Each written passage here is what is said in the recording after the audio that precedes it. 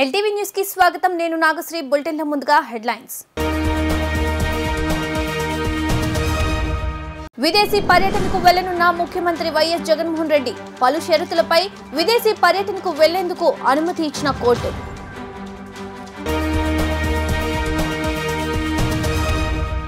షిరిడి సాయిని దర్శించుకున్న చంద్రబాబు భువనేశ్వరి దంపతులు. కొల్హాపూర్ శ్రీ మహాలక్ష్మి ఆలయాన్ని సందర్శించిన చంద్రబాబు దంపతులు.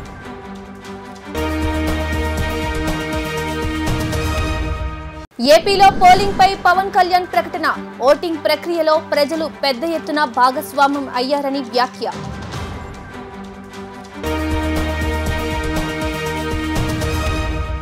ఇక డీటెయిల్స్ చూస్తే ఏపీ సీఎం జగన్ విదేశీ పర్యటనకు వెళ్లనున్నారు. సతీమణి భారతితో కలిసి ఆయన రాత్రి 11 గంటలకు విజయవాడ నుండి లండన్ టూర్ వెళ్లనున్నారు. ఈ సందర్భంగా యూకే, స్విట్జర్లాండ్లో పర్యటించనున్నారు సీఎం జగన్. ఈ పర్యటన తర్వాత తిరిగి ఈ నెల 31న రాష్ట్రానికి వస్తారని తెలుస్తోంది. ఎన్నికల ఫలితాలకు 4 రోజుల ముందు తిరిగి రాష్ట్రానికి వస్తారు. అయితే జగన్ విదేశాలకు వెళ్లేందుకు అనుమతి ఇవ్వొద్దని సిబిఐ కోర్టును కోరుతూ కౌంటర్ దాఖలు చేసింది. అయితే కోర్టు ఇరు వాదనలు విన్న అనంతరం పలు షరతులపై జగన్మోహన్ రెడ్డి విదేశీ పర్యటనకు వెళ్లేందుకు అనుమతినిచ్చింది. టీడీపీ అధినేత చంద్రబాబు సతీ సమేతంగా మహారాష్ట్రలోని వివిధ ఆలయాలను దర్శించుకున్నారు. కొల్హాపూర్లోని శ్రీ మహాలక్ష్మి ఆలయాన్ని, శ్రీ షిరిడి సాయిబాబాను దర్శించుకుని ప్రత్యేక పూజలు నిర్వహించారు. టీడీపీ అధినేత చంద్రబాబు సతీ సమేతంగా మహారాష్ట్రలోని శ్రీ మహాలక్ష్మి, శ్రీ షిరిడి సాయిబాబా ఆలయాలను సందర్శించారు. చంద్రబాబు, నారా భువనేశ్వరి దంపతులు ఉదయం 11:30 హైదరాబాద్ నుండి విమానంలో మహారాష్ట్రలోని కొల్హాపూర్కు చేరుకున్నారు. మొదటగా కొల్హాపూర్లోని శ్రీ మహాలక్ష్మి ఆలయాన్ని సందర్శించారు. ఈ ఆలయాన్నే స్థానికంగా అంబాబాయిగా పిలుస్తారు. అక్కడ అమ్మవారికి ప్రత్యేక పూజలు చేశారు. అనంతరం ఆలయ వర్గాలు చంద్రబాబు దంపతులకు తీర్థ ప్రసాదాలు అందజేశారు. అనంతరం మహారాష్ట్రలోని శ్రీ షిరిడి సాయిబాబాను తెలుగుదేశం అధినేత చంద్రబాబు, ఆయన సతీమణి భువనేశ్వరి దర్శించుకున్నారు. షిరిడి సంస్థాన్ ట్రస్ట్ సభ్యులు చంద్రబాబుకు ఆలయ మర్యాదలతో స్వాగతం పలికారు. అనంతరం పూజా కార్యక్రమాలు నిర్వహించారు. సాయిబాబా దర్శనం అనంతరం చంద్రబాబు దంపతులు హైదరాబాద్ బయలుదేరి వెళ్లారు. రాష్ట్ర వ్యాప్తంగా నమోదైన పోలింగ్ శాతంపై జనసేన అధినేత పవన్ కళ్యాణ్ హర్షం వ్యక్తం చేశారు. 81.86% ఓట్లు పోలవటం ఆనందంగా ఉందన్నారు. సుస్థిర ప్రభుత్వం, సంక్షేమం, అభివృద్ధి, శాంతి భద్రతల కోసం ఓట్లేసిన వారి ప్రేమకు కృతజ్ఞతలు తెలిపారు. పోలింగ్ సజావుగా జరిపిన ఎన్నికల సంఘం, అధికార యంత్రాంగాన్ని పవన్ అభినందించారు. ఈ నెల 13వ తేదీన జరిగిన ఎన్నికల్లో రాష్ట్రంలో 81.86% పోలింగ్ నమోదు కావడం ఆనందంగా ఉందని జనసేన అధినేత పవన్ కళ్యాణ్ అన్నారు. ఈ ఎన్నికల్లో పెద్ద ఎత్తున భాగస్వాములైన వారికి అభినందనలు తెలిపారు. సుస్థిర ప్రభుత్వం, సంక్షేమం, అభివృద్ధి, శాంతి భద్రతల కోసం ఓట్లేశారని, వారి ప్రేమకు మనస్ఫూర్తిగా కృతజ్ఞతలు తెలుపుతున్నానని అన్నారు. పోలింగ్ సజావుగా జరిపిన ఎన్నికల సంఘం, అధికార యంత్రాంగాన్ని పవన్ కళ్యాణ్ అభినందించారు. ఎన్నికల ప్రాముఖ్యతపై అవగాహన కల్పించిన మీడియా, పౌర సంఘాలకు ధన్యవాదాలు తెలిపారు. రానున్న రోజుల్లో అందరి సహకారంతో పిఠాపురాన్ని మోడల్ నియోజకవర్గంగా తీర్చిదిద్దేందుకు కృషి చేస్తానని ప్రకటించారు. పిఠాపురం అభ్యర్థిగా ఆదరించి అండగా నిలిచిన ప్రతి ఒక్కరికి హృదయపూర్వక ధన్యవాదాలు తెలిపారు. ఎన్నడూ లేని విధంగా రాత్రి 10 గంటల వరకు పోలింగ్లో ఓటింగ్ నమోదు చేశారని, ఎలాంటి అవాంఛనీయ సంఘటనలు జరగకుండా కూటమి పార్టీల కార్యకర్తలు వ్యవహరించారని అభినందించారు. పిఠాపురంలో తన కోసం సీటు త్యాగం చేసిన టీడీపీ ఇన్ఛార్జ్ ఎస్వీఎస్ఎన్ వర్మకు ధన్యవాదాలు తెలిపిన పవన్ కళ్యాణ్ భవిష్యత్తులో ఖచ్చితంగా ఆయన చట్టసభల్లో అడుగు పెడతారని విశ్వాసం వెలిబుచ్చారు. రానున్న రోజుల్లో పిఠాపురం నియోజకవర్గ అభివృద్ధి కోసం వర్మ అనుభవం వినియోగించుకుంటానని పవన్ కళ్యాణ్ తెలిపారు. ఈ అసెంబ్లీ ఎన్నికల్లో వైసీపీ గెలుస్తుందని మంత్రి బొత్స సత్యనారాయణ ఆశాభావం వ్యక్తం చేశారు. జూన్ 9న విశాఖ వేదికగా జగన్ ముఖ్యమంత్రిగా ప్రమాణ స్వీకారం చేస్తారని, అలా జరగాలని ఆశిస్తున్నట్టు చెప్పారు. జూన్ 4న ఓట్ల లెక్కింపు జరుగుతుందని, రాష్ట్రంలో ప్రజలు మళ్లీ జగన్ అధికారంలోకి రావాలని అనుకుంటున్నారన్నారు. ఈ మేరకు విజయవాడలో మీడియా సమావేశంలో బొత్స సత్యనారాయణ మాట్లాడుతూ టీడీపీ కావాలని దాడులకు దిగుతోందని ఆరోపించారు. అందుకే గవర్నర్కి ఫిర్యాదు చేశామని, తాము మంచి చేశాము కాబట్టి నమ్మకంగా అధికారంలోకి వస్తామని చెబుతున్నట్టు పేర్కొన్నారు. ఎన్టీఆర్, వైఎస్ఆర్ పాలన తర్వాత మంచి పాలన జగన్ అందిస్తున్నారు. మేము సహనంతో ఉన్నాము కాబట్టి టీడీపీ దాడులు ఎక్కువ చేస్తోంది. మా నాయకుడు ఒక్క పిలుపు ఇస్తే పరిస్థితి వేరుగా ఉంటుంది. మళ్లీ ప్రభుత్వం నడపాల్సి వస్తుంది కాబట్టి సహనంతో ఉన్నాం. ప్రజల్లో మార్పు వచ్చింది. జగన్ ఇచ్చిన పథకాలు చూసి ఓటింగ్ శాతం పెరిగింది. మేము అణగారిన వర్గాలకు ఎన్నికల్లో అవకాశం ఇచ్చాము. టీడీపీ ఎంతమందికి టికెట్లు ఇచ్చిందో బయటికి తీయండి. చెప్పింది చేస్తాడు కాబట్టి జగన్ని ప్రజలు నమ్మి మళ్లీ గెలిపించబోతున్నారు. హైటెక్ సిటీ కట్టింది ఎవరో నాకు తెలియదా? నేను ఉమ్మడి రాష్ట్రంలో మంత్రిగా చేశాను. ఈ ఆఫీస్ అప్డేట్ చేస్తే చంద్రబాబుకి ఏమైంది? ఎన్నికల కమిషన్ పెండింగ్ పెట్టిన డీబీటీ పథకాల అమౌంట్ ఈ రోజు ఖాతాలో పడ్డాయని మంత్రి బొత్స సత్యనారాయణ అన్నారు. జూన్ 4వ తారీఖు నాడు ఓట్ల లెక్కింపు అవుద్ది. జూన్ 9వ తేదీ నాడు విశాఖపట్నంలో మళ్ళీ గౌరవ ముఖ్యమంత్రిగా, ఈ రాష్ట్ర ముఖ్యమంత్రిగా ఆయన ప్రమాణ స్వీకార మహోత్సవం అంగరంగ వైభవంగా విశాఖపట్నం జరుగుతున్న విషయాన్ని, ఈ నేపథ్యంలో టెంటివ్గా జరుగుతున్న విషయాన్ని మీ ద్వారా తెలియజేస్తున్నాం. ఎందుకంటే ప్రజలందరూ కూడా నేను ఈ 4-5 రోజులు చూస్తున్నాను. ఎక్కడికి వెళ్ళినా నవమొక్కలతో బాబు మళ్ళీ మా బాబు రావాలి, మళ్ళీ మాకు వచ్చి 1వ తారీఖు పెన్షన్ రావాలి, మళ్ళీ మా పిల్లల చదువులు భవిష్యత్తు బాగోవాలి, చదువులు బాగా ఉండాలి అనే మాట ఎక్కడికి వెళ్ళినా సరే వినిపిస్తుంది. అయితే సహనం కోల్పోయిన తెలుగుదేశం పార్టీ అసహనంతో ఎక్కడో చంద్రబాబు గ్రామీణ సంఘటనలు చేస్తూ భయప్రాంతం చేయడానికి మేకపోతు గాంభీర్యాన్ని ప్రదర్శిస్తూ చేస్తూనే మనం చూస్తున్నాం. దానికంటే ఎక్కువగా ఇలాగ ఎప్పుడు చెప్తుంటాడు జగన్మోహన్ రెడ్డి గారు, మా తండ్రి అడుగు 1 అడుగు వేస్తే నేను 2 అడుగులు ముందేస్తాను. ఈ అంశంలో కూడా 2 అడుగులు ముందేసి ప్రజలకు చేరువై ప్రజల ఉదయాల్లో గూడు కట్టుకుని మా టార్గెట్ 175 ఉందో దాని దగ్గరలోనే విజయం రాబోతుంది.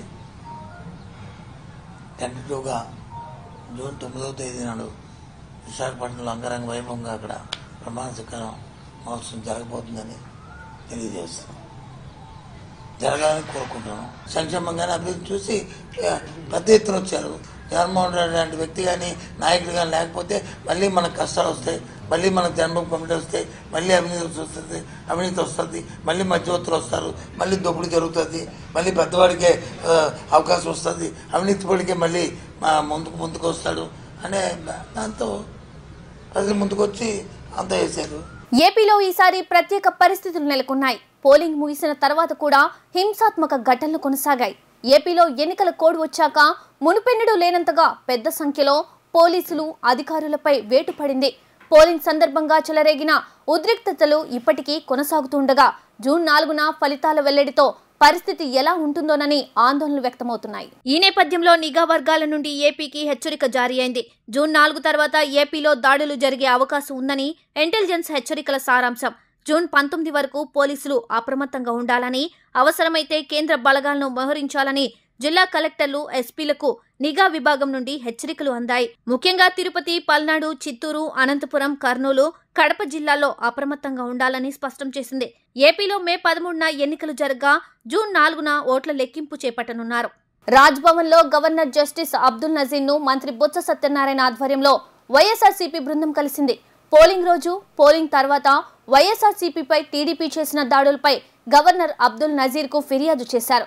పల్నాడు, అనంతపురం తదితర జిల్లాలలో పోలీసు అధికారుల వైఫల్యంపైన వైఎస్ఆర్సీపీ ఫిర్యాదు చేసింది. పోలీసు అధికారులను ఈసీ మార్చిన చోటే హింసాత్మక సంఘటనలు ఎక్కువ చోటు చేసుకున్నాయని వైఎస్ఆర్సీపీ నేతలు ఫిర్యాదు చేశారు. చంద్రబాబు ప్రోద్బలంతోనే టీడీపీ కార్యకర్తలు హింసాత్మక ఘటనలకు దిగారని, చంద్రబాబుతో పాటు ఘటనకి కారణమైన వారిపై చర్యలు తీసుకోవాలని ఫిర్యాదులో వైఎస్ఆర్సీపీ పేర్కొంది.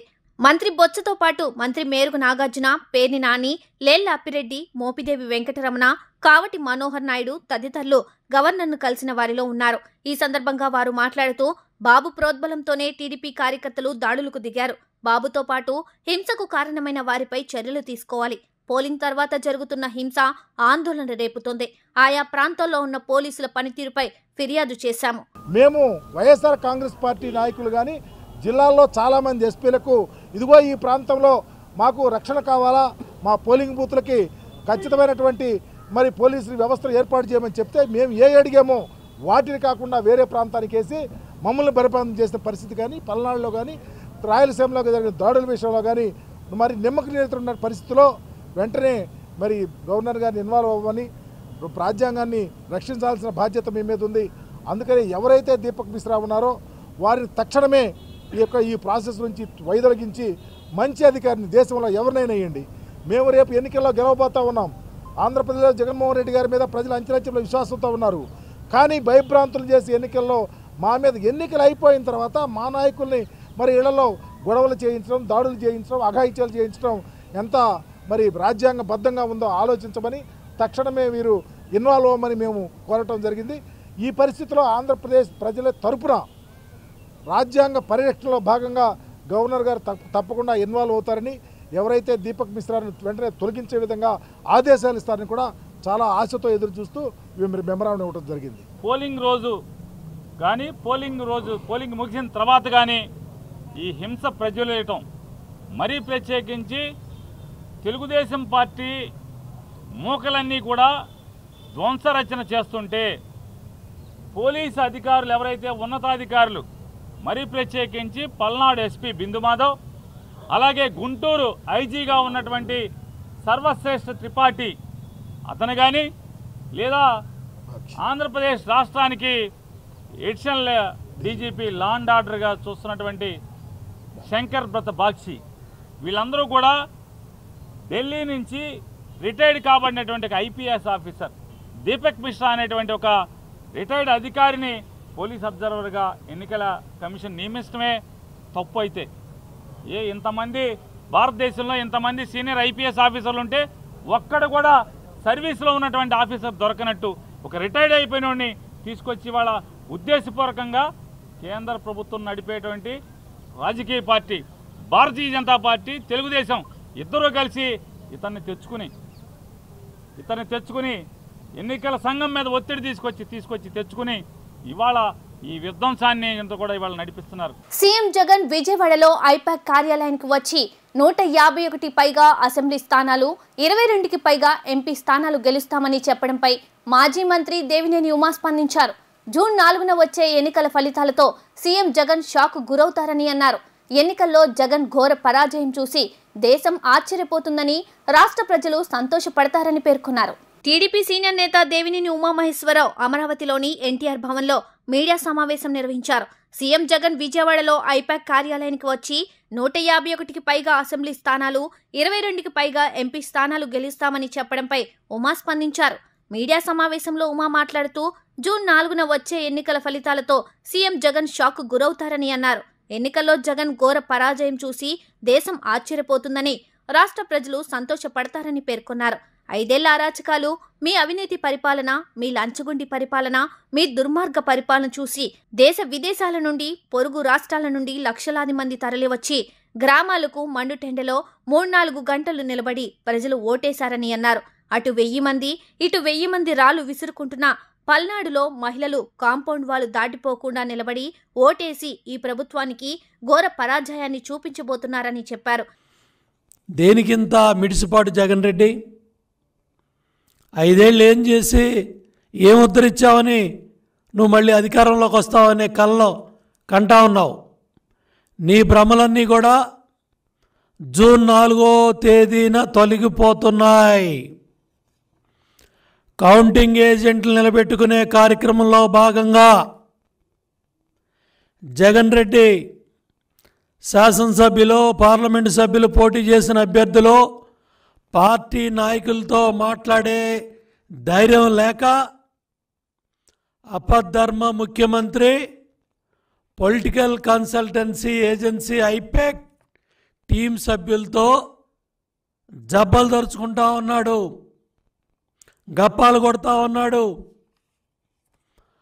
ఆ రోజు మిత్రపక్షాల సైన్యం బెర్లిన్ నగరానికి వచ్చినప్పటికి కూడా నేల మాలిగిల్లో ఉన్న హిట్లర్ వాళ్ళ సైన్యానికి ఇదే చెప్పాడు, మనం గెలవబోతున్నామని. గోబెల్స్ కూడా ఇదే ప్రచారం చేశాడు. హిట్లర్ లేనప్పుడు కూడా మనం గెలవబోతున్నామని గోబెల్స్ కూడా ఇదే ప్రచారం చేశాడు సజ్జల. అట్లాగే ఏం ఉద్ధరించావని నీకు ఎంపీ సీట్లు వస్తాయి. ఇవాళ వైనాట్ పులివెందుల అని ప్రజలు అడుగుతున్నారు. కడప జిల్లాలో కడప ఎంపీ కూడా గెలవబోతున్నాం అనే సమాచారాలు బయటకు వస్తూ ఉన్నాయి. ఇటువంటి పరిస్థితుల్లో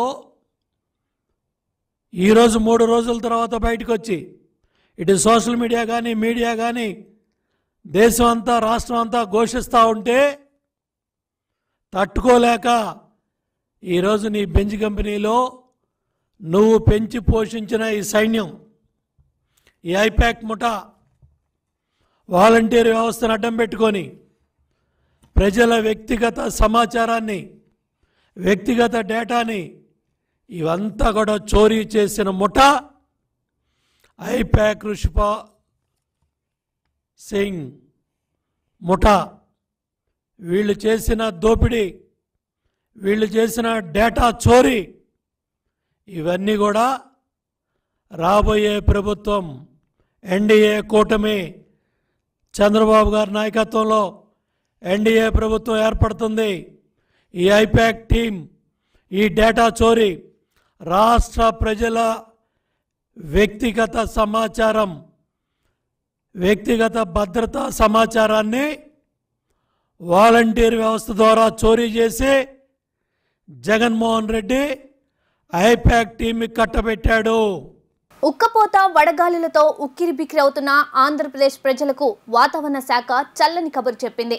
దక్షిణ కర్ణాటక నుండి తూర్పు విదర్భ వరకు విస్తరించి ఉన్న ద్రోణి కారణంగా ఏపీ వ్యాప్తంగా 3 రోజులు వర్షాలు కురుస్తాయని వాతావరణ శాఖ తెలిపింది. రాయలసీమ, ఉత్తర కోస్తాలో ఉరుములు, పిడుగులతో కూడిన వర్షాలు పడతాయని హెచ్చరించింది.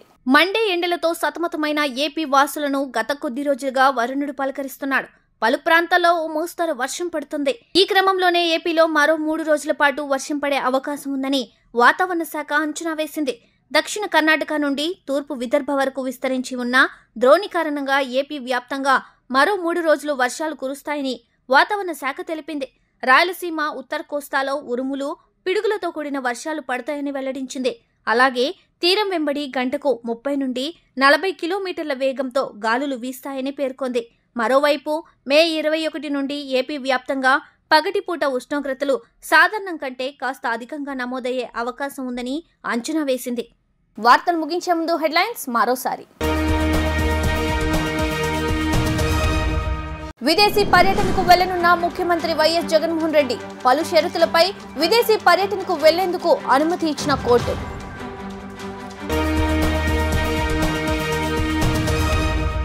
షిరిడి సాయిని దర్శించుకున్న చంద్రబాబు, భువనేశ్వరి దంపతులు. కొల్హాపూర్ శ్రీ మహాలక్ష్మి ఆలయాన్ని సందర్శించిన చంద్రబాబు దంపతులు.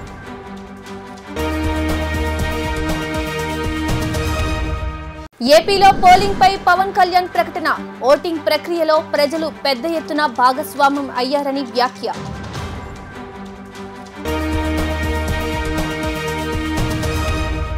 ఎల్టీవీ న్యూస్ ఇంతటితో సమాప్తం. తిరిగి మరో బులెటిన్లో మళ్ళీ కలుద్దాం. అంతవరకు సెలవు, నమస్కారం.